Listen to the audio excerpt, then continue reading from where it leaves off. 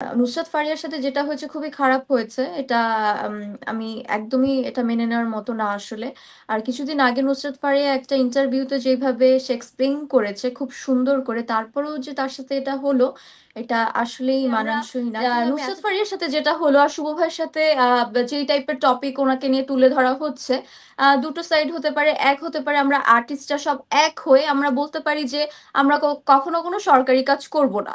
কারণ সরকারি কাজ করলে যদি এরকম একটা হ্যাসেল হয় এক একটা আর্টিস্টের উপরে, তাহলে আমরা এই উদ্যোগটা নিতে পারি যে যেই সরকারি আসুক না কেন আমরা কোনো সরকারি কাজ করব না। কারণ ৫ বছর পর আবার যখন সরকার চেঞ্জ হয়ে আরেক সরকার আসবে, তখন যদি আমাদের উপর হয় যে আপনি ওই সরকারের কাজ কেন করেছেন, আপনি এখন band, this is very sad. So আমার কাছে মনে হয় যে অপশন এক, যে আমরা কোনো কাজই করব না সরকারের, আর আরেকটা হতে পারে অপশন দুই, আমরা কাজ করব কিন্তু আমাদের জীবনে অভিনয়টা ছাড়া অন্য কোনো হ্যাসেল যেন সরকারিভাবে না আসে কখনো কোনো ওয়েতে।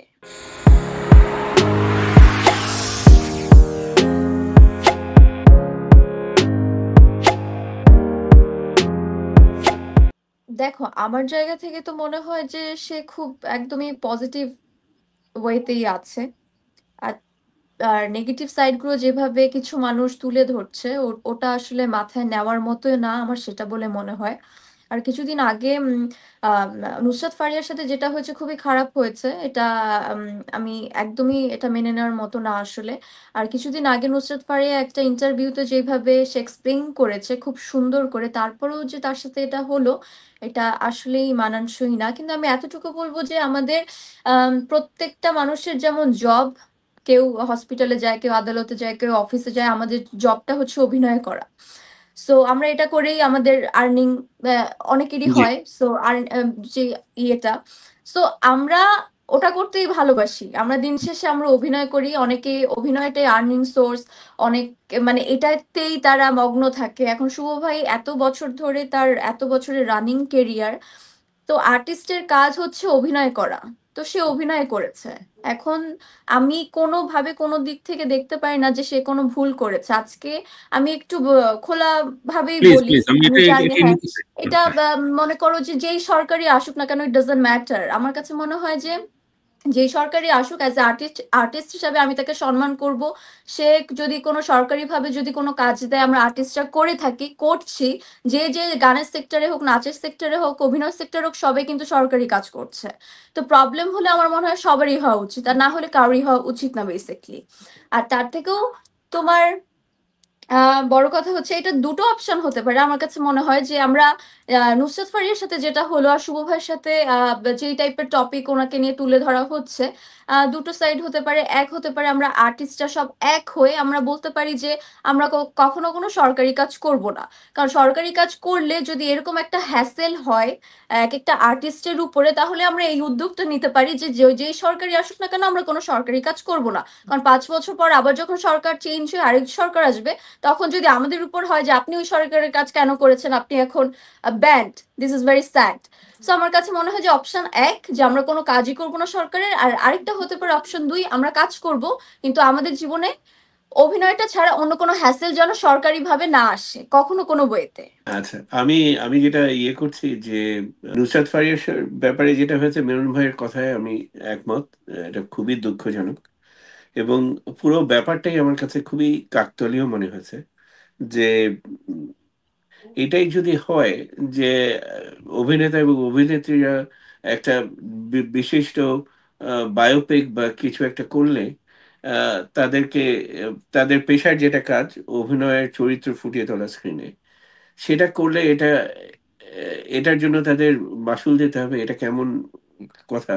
আমি ঠিক আমার কাছে বোধগম্য না। কারণ তাহলে ওয়ার্ল্ড ওয়ার 2 নিয়ে কোনো ছবি হতো না।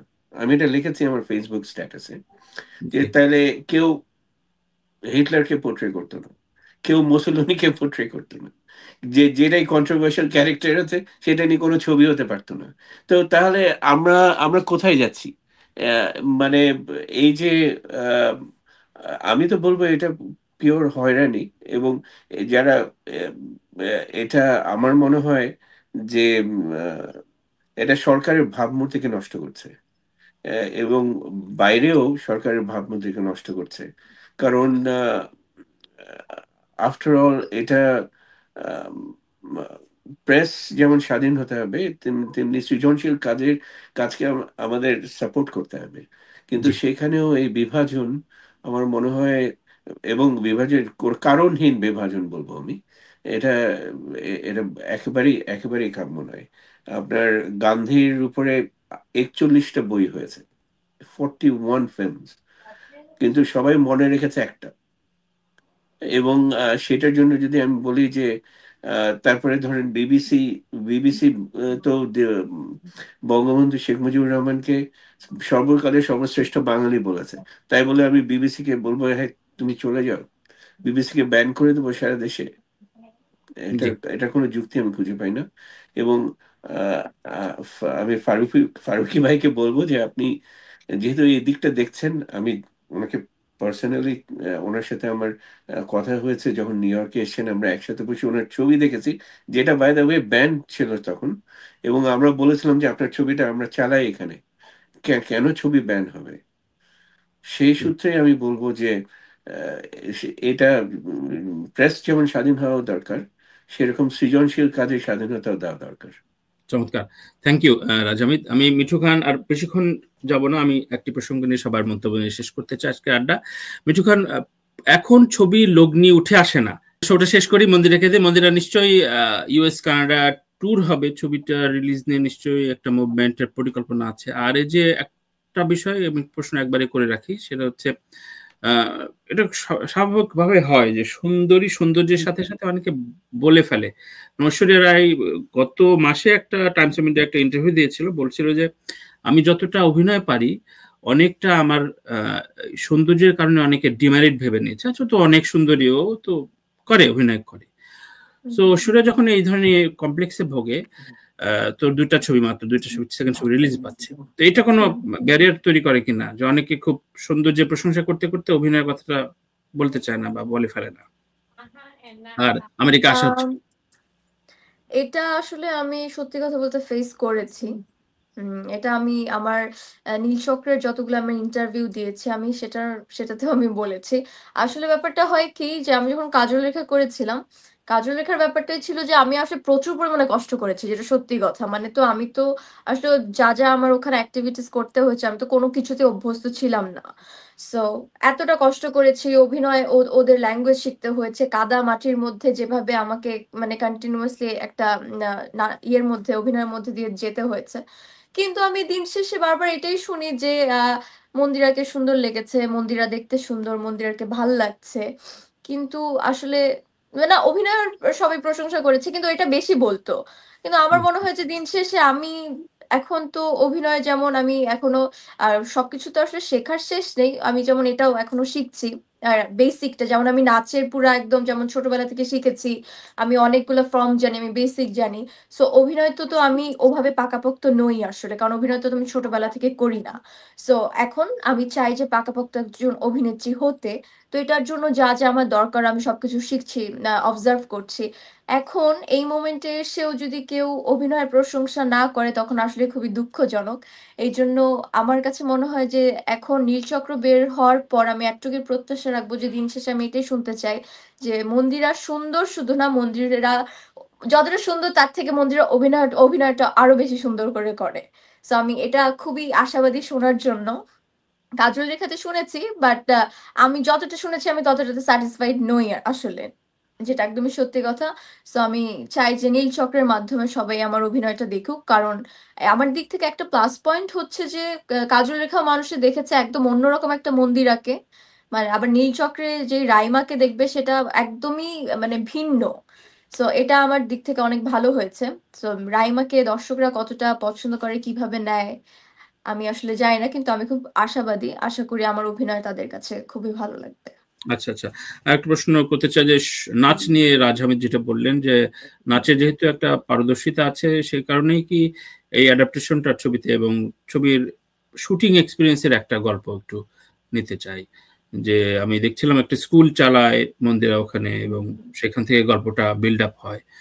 সো এই প্র্যাকটিস তো আগে ছিল, তাই না? বেসিকলি হয়েছে যে আমি আমার এই মানে আমি যখন রাইমার ক্যারেক্টারটা প্লে করেছি, কিছু কিছু ক্ষেত্রে আমার কাছে মনে হয়েছে যে আমি আমার নিজের লাইফে যে কাজগুলো করে এসেছি ওটাই আমি করছি। কারণ আমি অনেক বছর আগে আমি নেভি স্কুলের টিচার ছিলাম, ডান্স টিচার। তারপর আমার অনেক 2010 থেকে আমার নিজেরই একাডেমি ছিল। সো আমি একদম ছোট বেবি থেকে, বাচ্চা থেকে ভার্সিটি গোয়িং ছেলেমেয়েদের পর্যন্ত শিখিয়েছি। যখন আমি নিজেও ভার্সিটিতে উঠিনি তখন আমি ভার্সিটির ছেলেমেয়েদেরকে আমি নাচ শিখেছি, কোরিওগ্রাফি করেছি। আবার আমার স্টুডেন্টরা হচ্ছে তোমার জাতীয় পুরস্কারও পেয়েছে। সো আমার অনেকটা বছর ধরে একটা এক্সপেরিয়েন্স আছে শিখানোর। তো যখন আমি এটা আমার মুভির মধ্যে সিনেমার কাজ করতে গিয়ে পেয়েছি তখন আমার জন্য এটা খুবই ইজি হয়ে গিয়েছে। মনে হচ্ছে আমি আমি ওই টাইমের ওই মন্দিরা, ওই টিচারই, আমি আমার স্টুডেন্টদেরকে নাচ শিখাচ্ছি, আমি আমার ওই লাইফটাই বিলং করছি। সো আমার কাছে এটা মনে হয়নি যে আমি এখন শুটিং সেটে আমি রাইমা, এই ফিলটা আমার হয়নি। তখন আমার খুব ক্যাজুয়াল হয়েছে কাজটা করতে। যাক, থ্যাংক ইউ। এবং ইউএস কানাডা তো প্রচুর ভক্ত, সুতরাং ছবি রিলিজের ক্যাম্পেইনে নিশ্চয়ই এখানে আসা হবে বা হল ভিজিটে। আমি তো আসলে খুবই আশাবাদী যাওয়ার জন্য, সবার সাথে দেখা করার জন্য। কারণ তোমরা যেভাবে প্রতিনিয়ত বলো, আর আমি আসলে আমি নিউ ইয়র্কেরটা জানি, কারণ নিউ ইয়র্কে আমার অনেকবারই যাওয়া হয়েছে। সো ওখানে আমার অনেক ভক্ত আছে, আর এর বাইরেও অনেক স্টেটে আছে, তোমাদের কাছ থেকেই শোনা। সো আমি চাই তাদের সাথে দেখা করতে, তাদের সাথে বসে আমি সিনেমাটা দেখে উপভোগ করতে চাই। এখন দেখা যাক। যাক, থ্যাংক ইউ। এবং নীলচক্র নিয়ে শেষ তোর দর্শকদের উদ্দেশ্যে কিছু বলার থাকলে প্লিজ একটু বলে আমরা শোটা শেষ করতে চাই। আহ নীলচক্র এই যুগে, এই সময়ে এসে খুবই ডিফারেন্ট একটা গল্প। আর আম, আহ, আমাদের গল্পটা হচ্ছে একদম ভিন্ন ধাঁচের। আমার মনে হয় কেউ যদি আমাদের ট্রেইলার বা গান দেখে একটা আইডিয়া নিয়ে যেতে পারে যে এরকম হতে পারে, ওরকম হতে পারে, বাট আমার কাছে মনে হয় ফুল মুভিটা দেখার পর তাদের কাছে পুরো একদম অন্যরকম লাগবে, যে যেই ভাইবটা নিয়ে ওরা এসেছিল যে এরকম হতে পারে, ওরকম অ্যাকচুয়ালি না। আর সপরিবারে দেখার মতো একটা গল্প, এতটুকু আমি বলতে পারি। আর মুভিটাতে যেহেতু বালাম ভাইও কাস্টিং আছে, আর শুভ ভাইয়ের একটা হিউজ পরিমাণে ফ্যান ফলোয়ার আছে, এটা নিয়ে তো আমি প্রচুর পরিমাণে আশাবাদী। কারণ তার অনেকদিন পর একটা ফিল্ম আসছে। তো তার যে ফ্যান ফলোয়ার তারা খুবই অধীর আগ্রহে আছে যে কখন রিলিজ হবে নীলচক্র দেখার জন্য। আর সবকিছু মিলে আমি এতটুকু দর্শকদের কে বলতে চাই যে প্রায় বিগত কয়েক বছর ধরে আমাদের সিনেমা ইন্ডাস্ট্রি অনেকটা এগিয়েছে। আর যেইভাবে ডে বাই ডে, আমি অনেকগুলো নামই বলি, যে পরাণ থেকে, হাওয়া থেকে, প্রিয়তমা থেকে, দাগি থেকে, সুড়ঙ্গ থেকে, প্রত্যেকটা সিনেমা বলতে গেলে সুপারহিট, আমাদের জংলি। তো সবকিছু যেভাবে চলছে এবং সিনেপ্লেক্স আরো বাড়লে আমার মনে হয় যে আরো আরো বেশি উন্নতি হবে, আরো মানুষ হলমুখী হবে। সো যেইভাবে এক একটা সুপারহিট হয়েছে, ব্লকবাস্টার হয়েছে, তো আমি আমার সিনেমা নিয়েও খুবই আশাবাদী। সবাই বাংলা সিনেমা হলে গিয়ে দেখুক সপরিবারে, এবং আমাদের সিনেমাও দেখুক, রিভিউ জানা কেমন লাগছে, এতটুকু।